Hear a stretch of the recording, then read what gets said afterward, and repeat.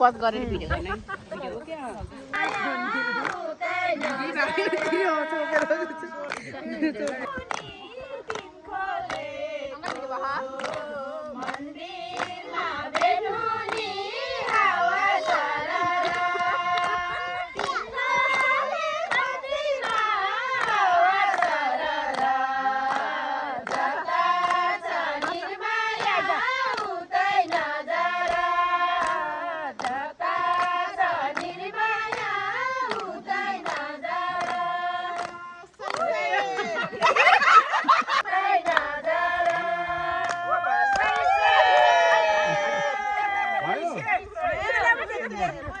अझै गीत आउँछ अझै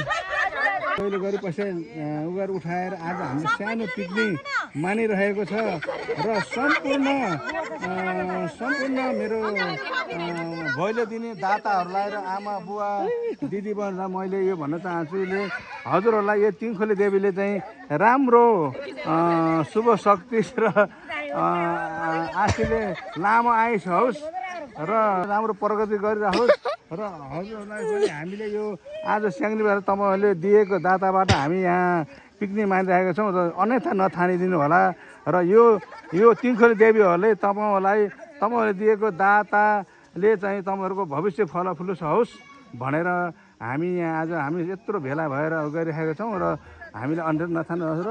हजुरहरूलाई पनि आशीर्वादले यो तिङखोले देवी मेरो तर्फबाट र यो तिङखोले तर्फबाट हजुरको परिवार सुख र शान्ति र सम्पूर्ण होस् भनेर मैले एउटा भिडियो गरिरहेको छु त्यसलाई अन्यथा नछानिदिनु होला भन्दै म आज तिङखोले देवीहरूलाई सम्पूर्ण हाम्रो परिवार र